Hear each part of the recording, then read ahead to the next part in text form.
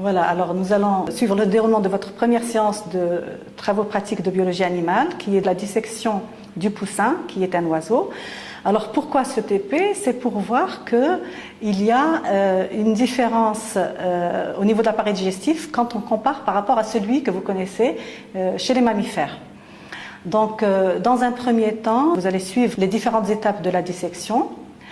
Puis, dans un deuxième temps, vous allez vous-même faire votre dissection, donc par binôme. Chaque binôme aura un poussin et donc vous allez travailler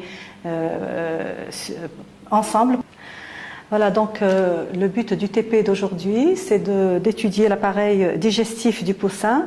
Pour cela, vous allez fixer votre animal dos contre le liège de votre cuvette, c'est-à-dire la face ventrale vers le haut. Et vous allez fixer avec des épingles la tête, les membres antérieurs et postérieurs qui doivent être bien en extension. Donc bien fixés, essayez de mettre donc les épingles horizontalement et non pas verticalement.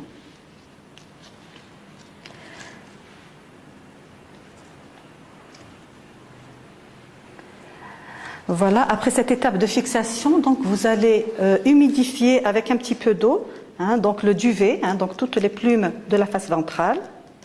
Donc les humidifier avec un petit peu d'eau.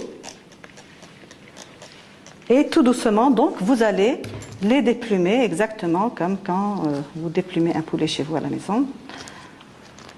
Alors s'il vous plaît, vous mettez bien les plumes dans un petit morceau de papier et non pas dans l'évier.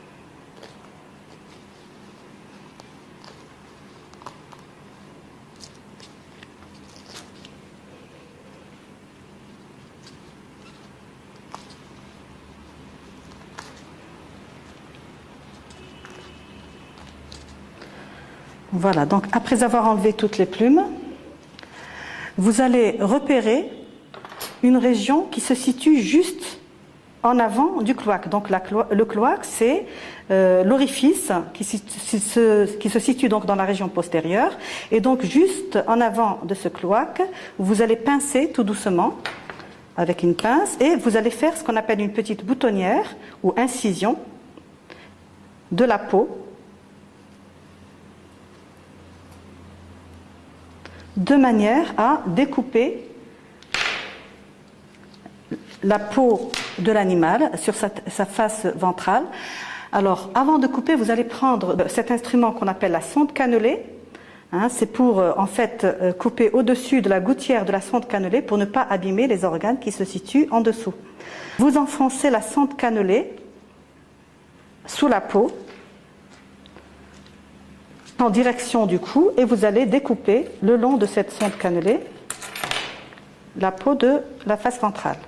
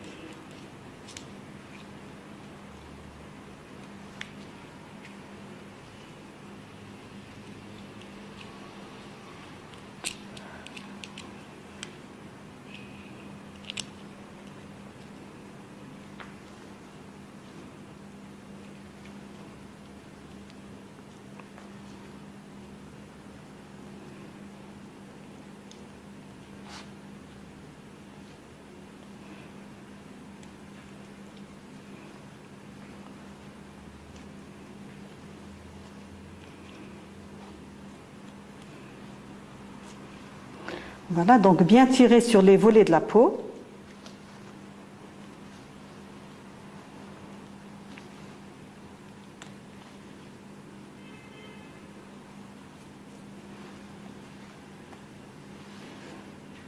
Voilà. Alors, une fois qu'on a tiré sur les volets de la peau, on découvre donc ici ce qu'on appelle le sternum. Alors, avant de continuer la dissection, je voudrais parler un petit peu de la position systématique de ce poussin. Donc, c'est un vertébré puisqu'il possède une colonne vertébrale. On a une mâchoire ici qui est mobile, hein, qui correspond au bec. Donc, on dit que c'est un gnatostome. C'est également un oiseau puisqu'il possède 2 ailes. Hein, donc, vous voyez que les membres antérieurs sont transformés en ailes. Par ailleurs, c'est un tétrapode puisqu'il a 4 membres. Et c'est également un carinate. Alors, je voudrais m'attarder un petit peu sur le mot carinate. Qu'est-ce que ça veut dire, carinate? Alors, quand on regarde ici le sternum, donc avant de le découper, donc on voit toute cette masse-là, c'est le sternum. Et ici, nous voyons une petite pointe, ici, blanchâtre, qu'on appelle donc le bréchet.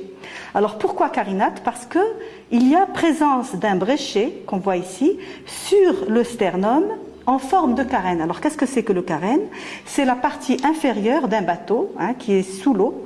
Quand on regarde un bateau, toute la partie inférieure, elle a une forme, ce qu'on appelle le coque d'un bateau, hein, ou carène d'un bateau. Donc, ce sternum nous rappelle le carène d'un bateau, et c'est pour ça qu'on dit que c'est un carinate. Alors maintenant, nous allons voir la deuxième étape de la dissection.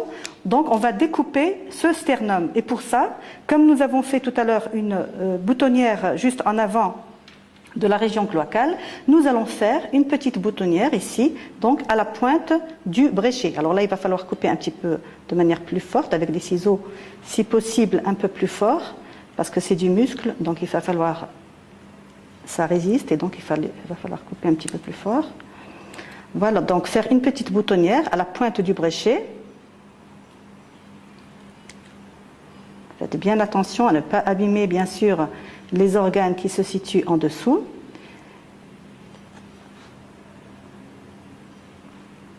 Et comme tout à l'heure, nous allons enfoncer la sonde cannelée sous le sternum et la faire ressortir au niveau du cou, ici, pour découper donc ce sternum.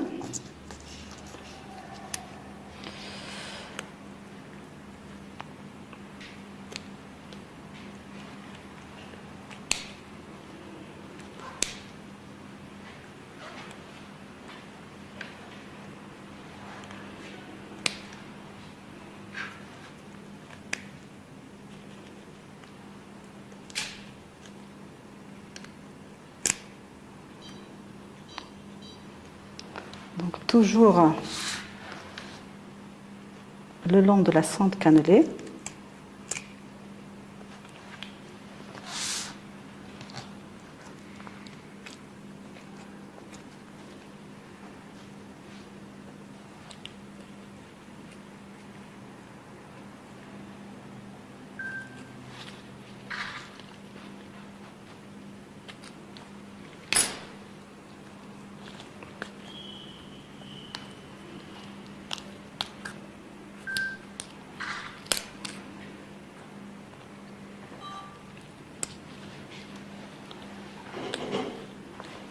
Là, il faut forcer un petit peu.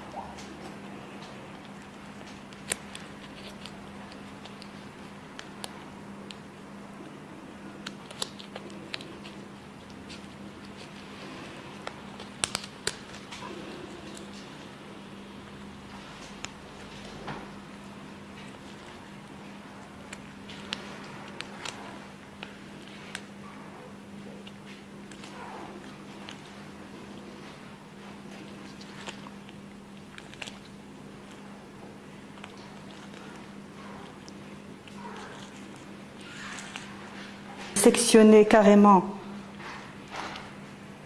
ce sternum pour avoir une meilleure visibilité.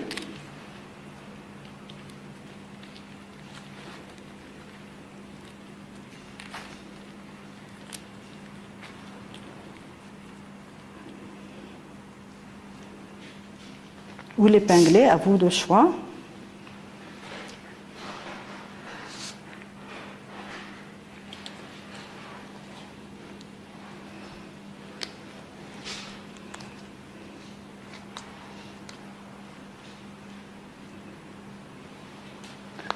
Voilà dans un premier temps ce que vous devez obtenir. Ce qu'on voit ici,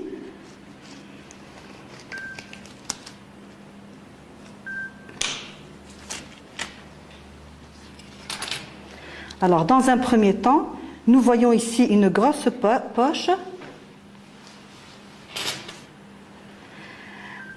qui correspond à la zone de réserve des aliments et qui est le jabot. Et juste avant le jabot, nous allons dégager l'œsophage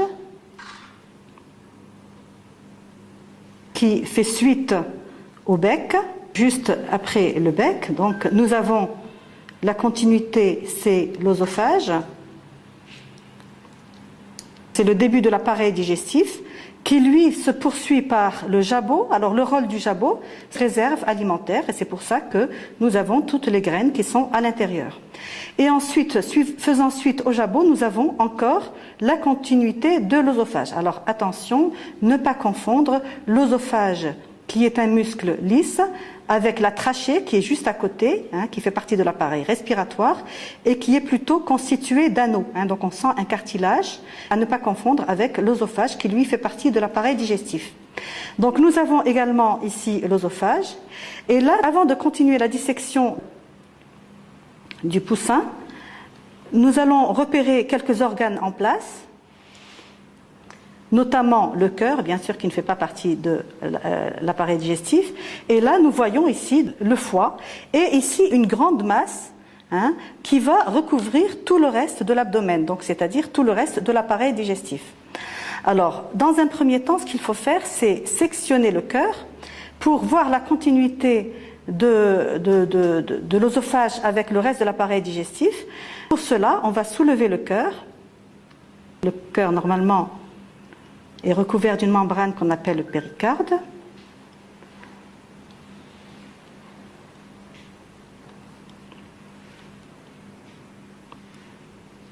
Voilà, on voit qu'il y a une petite membrane, donc on va essayer de l'arracher, de l'enlever, comme ça sera plus facile après de couper le cœur. Alors évidemment, quand on va couper le cœur, ça va un petit peu saigner, donc il faudra laver.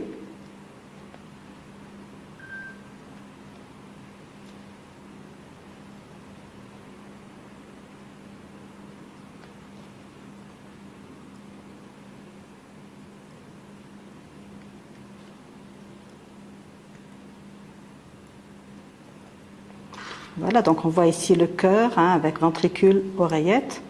Alors le cœur ne fait pas partie de l'appareil digestif, donc on va le couper.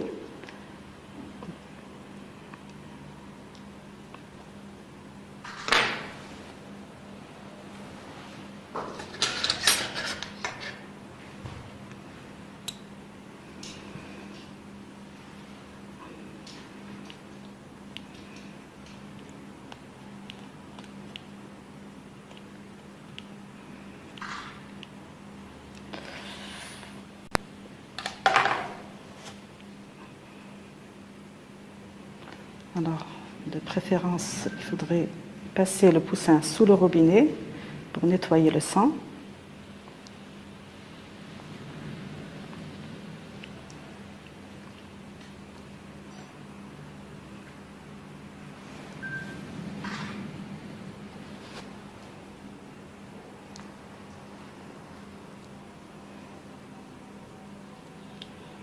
Alors maintenant, ce qu'on va essayer de faire, c'est de dégager tout l'appareil digestif.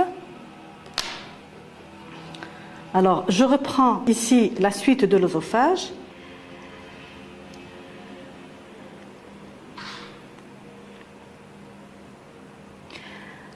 Ensuite, je vais découper toute cette enveloppe dans le but de dégager le reste de l'appareil digestif.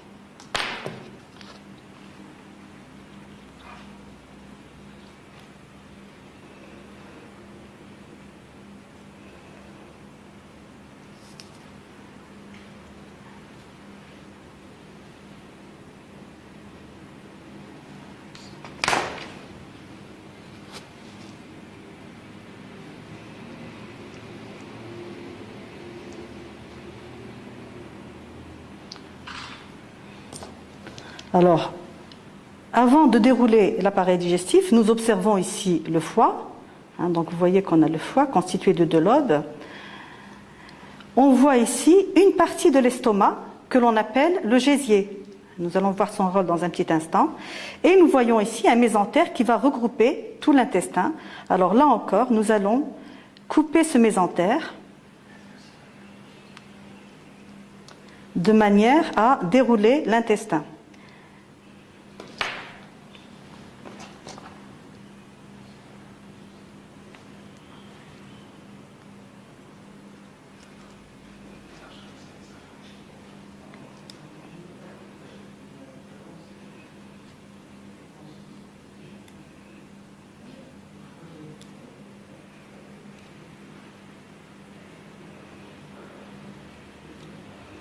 Alors là où il faudra faire très attention, c'est à ne pas, on va dérouler l'intestin, mais on ne va pas dérouler une partie de l'intestin qu'on appelle le duodénum ou anse duodénale. Nous allons voir pourquoi.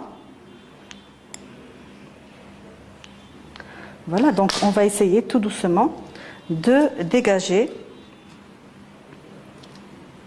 Ici, j'ai dégagé une partie de l'intestin qu'on appelle le duodénum ou anse duodénale.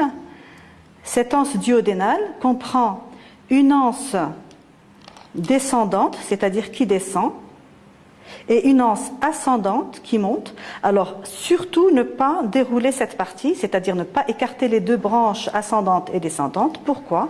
Eh bien, parce que nous avons, à l'intérieur, entre ces 2 branches, nous avons une glande que l'on voit ici, une glande que l'on appelle le pancréas. Donc, ne pas dérouler cette partie. Alors, nous voyons ici le foie, la vésicule biliaire, qui est là. Alors, nous allons voir le rôle de chacun de ces viscères.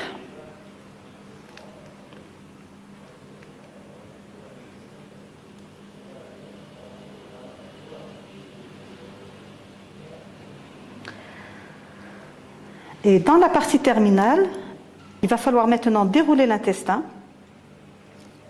qui comporte plusieurs parties.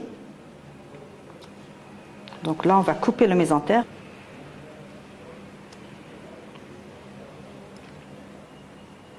On va dérouler tranquillement tout l'intestin, sans problème. Sans toucher bien sûr au duodénum.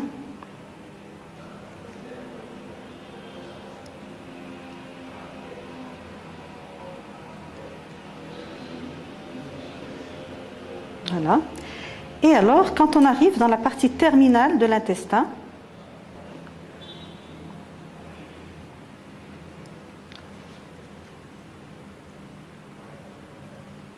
qu'on coupe tout ce mésentère, déroulez tranquillement votre intestin qui est d'une longueur assez grande.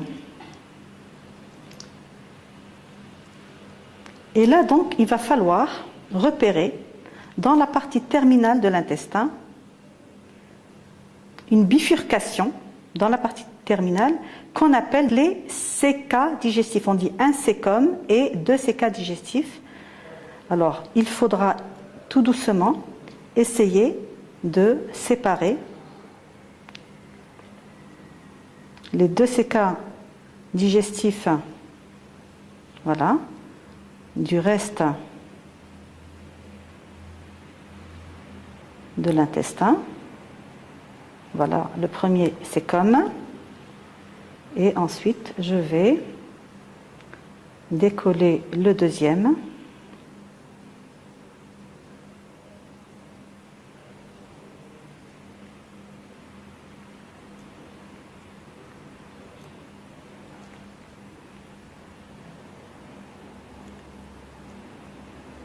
Voilà, donc le deuxième, c'est comme.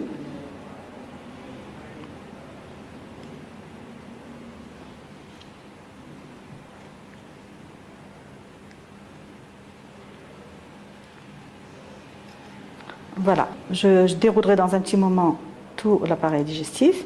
Et donc, on voit que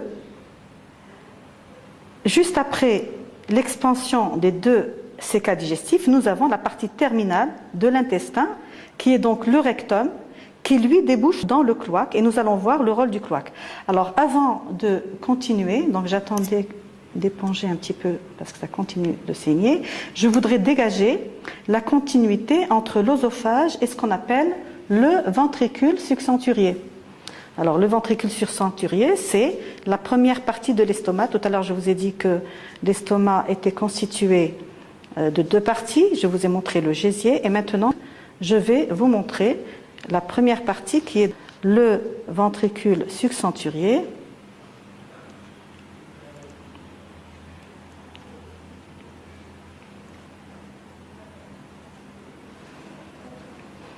Alors pour cela, il faut vraiment nettoyer tout ce qui se situe ici. On peut enlever les poumons, on a enlevé le cœur, on peut enlever les poumons, enlever tout ce qui se situe ici et qui nous gêne pour voir.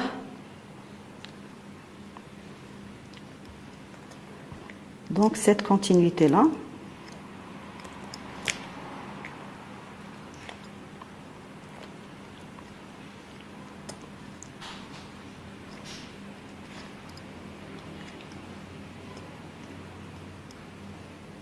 On va repérer, voilà, on va repérer le ventricule subcenturier qui est là. Et donc on va nettoyer tout ce qui nous dérange pour voir la continuité avec l'œsophage.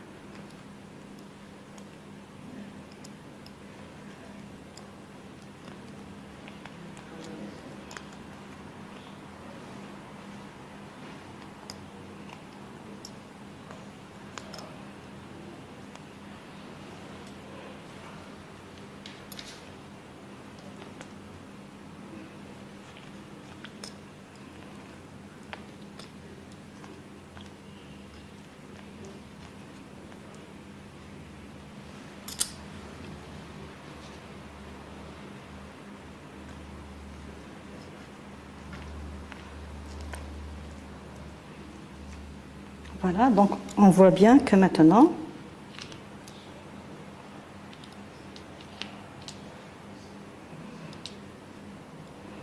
on peut rabattre l'intestin sur le côté de l'animal.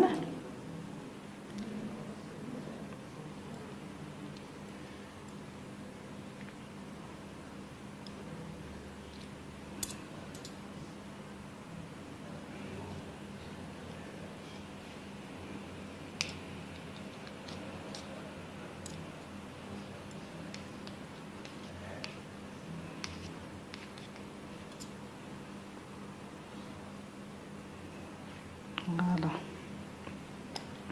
Alors, si je reprends maintenant toutes les différentes parties de l'appareil digestif, je reprends depuis le début. Donc, l'appareil digestif est constitué de l'œsophage, qui fait suite au bec. Ensuite, nous avons le jabot. Donc, le rôle du jabot, c'est un rôle de réserve d'aliments. Puis, nous avons encore un segment d'œsophage, puis nous avons la première partie de l'estomac qui est le ventricule succenturier, donc c'est ça. Donc nous avons le ventricule succenturier qui est là, qui est l'estomac chimique, puisque c'est là où va se faire une digestion enzymatique.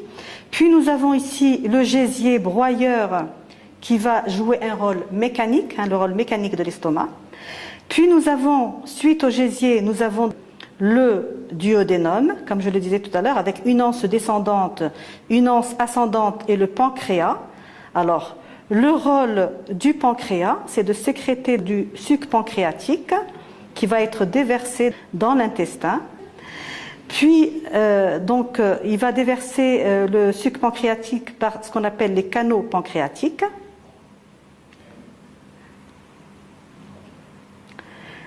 Puis, nous avons ici le foie, qui est constitué de 2 lobes. Alors, le rôle du foie, c'est de sécréter la bile qui va être déversée dans l'intestin et dont le rôle est de favoriser la digestion des graisses. Nous avons ici la vésicule biliaire, où s'accumule la bile. Alors, regardez bien ici, quand tout à l'heure je disais qu'il ne fallait pas dérouler l'anse duodénale, eh bien c'est tout simplement parce que nous avons le pancréas, donc cet organe qui est entre les 2 anses, et nous voyons ici les 2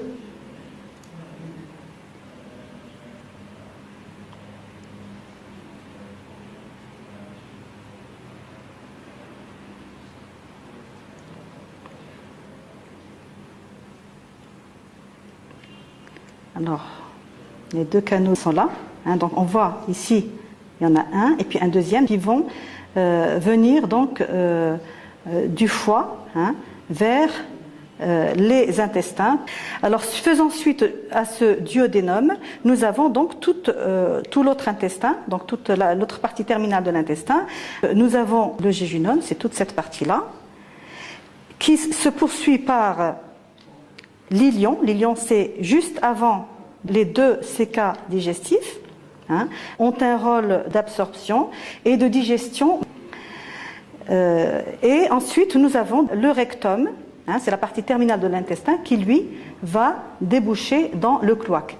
Alors, je voudrais, même si aujourd'hui notre objectif c'est de disséquer uniquement l'appareil digestif, souligner l'importance de ce cloaque, ou poche cloacale, parce que c'est là où vont aboutir à la fois les produits de la digestion, donc les produits de la digestion, c'est-à-dire les produits qui viennent de l'intestin, les produits urinaires, c'est-à-dire les produits qui vont venir, donc le liquide normalement qui vient des reins est un liquide clair, mais il va se reconcentrer par réabsorption d'eau au niveau du cloaque et donc il va se transformer en une pâte blanchâtre qu'on appelle urate, qui va se mêler aux fesses du rectum.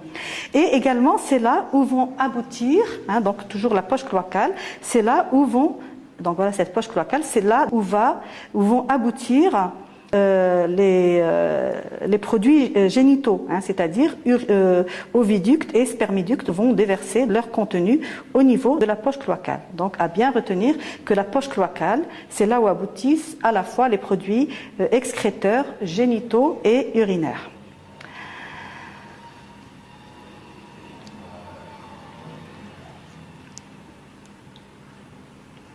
Alors je voudrais juste montrer ici un autre organe qui est la rate. Alors la rate, qui est en général qui se situe juste à côté du gésier, eh bien la rate joue un rôle hématopoïétique. De même, juste à côté, mais ça ne fait pas partie de l'appareil digestif. Ici, nous avons ce qu'on appelle la bourse de Fabricius, juste à côté de la poche cloacale, qui est également un organe hématopoïétique juvénile. Voilà. Après avoir terminé votre dissection, vous allez bien dégager tout l'appareil digestif sur le côté droit de l'animal, bien mettre en évidence tout l'appareil digestif, y compris le foie, ne pas oublier le foie bien sûr. Voilà, donc je vais récapituler maintenant les différents éléments de l'appareil digestif que vous devez disséquer, observer puis dessiner. Nous avons ici l'appareil digestif qui commence par le bec, puis nous avons l'œsophage qui fait suite au bec, puis le jabot, rôle de réserve alimentaire, puis de nouveau la continuité de l'œsophage.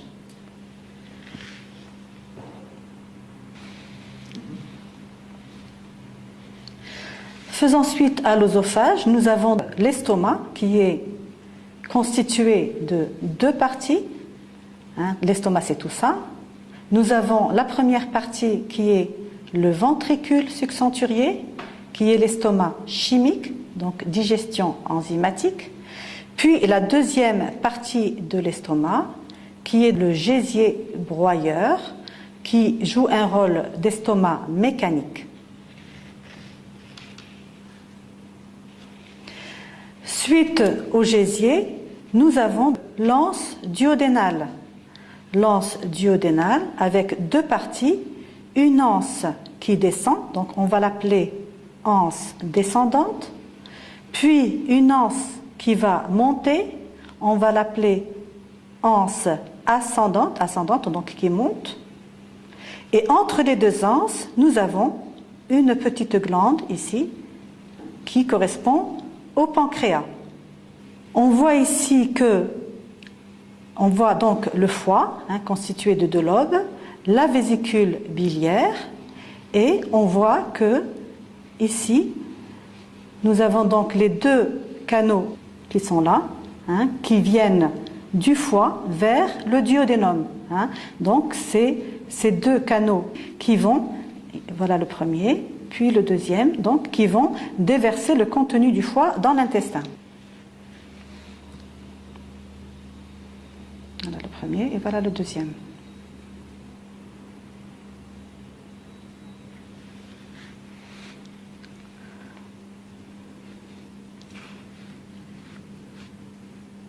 Alors, nous avons ici la rate, donc rôle hématopoïétique. Puis, suite au duodénum, nous avons l'intestin, qui est très long, vous le voyez.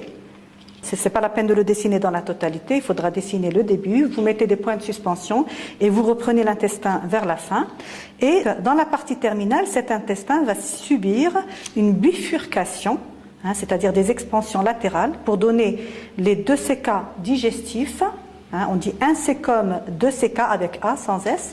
La partie terminale de l'intestin qui est le rectum qui va aboutir dans le cloaque.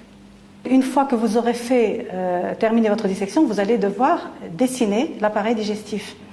Et pour cela, vous allez prendre une double feuille que vous allez ouvrir pour avoir l'espace pour dessiner et mettre la légende. Vous allez rapidement tracer le contour général du poussin, donc la tête, les ailes, les pattes bien en extension, et vous allez dessiner l'appareil digestif en faisant attention à bien respecter la symétrie de l'animal. Donc une fois que vous aurez tracé le contour général, vous tracez l'axe de symétrie de l'animal. Vous pouvez reconnaître cet axe en le faisant passer au milieu des reins. Vous avez les lobes du rein droit, les lobes du rein gauche, et donc vous allez tracer l'axe de symétrie. Et vous allez choisir une échelle, celle qui vous convient, ça peut être échelle 1, échelle 2 en fonction de la taille de votre poussin, et respecter cette échelle. Respecter l'échelle, ça veut dire quoi? Eh bien, ça veut dire tout simplement, si je prends par exemple le jabot, eh bien, si le jabot fait 5 cm par exemple de longueur et 3 cm de largeur, et que mon échelle c'est 1, eh bien, je respecte ces dimensions-là. De même, si j'ai un duodénum par exemple avec une anse ascendante qui fait 6 cm, eh bien, je respecte cette dimension. Voilà, donc mettez-vous au travail et bon courage.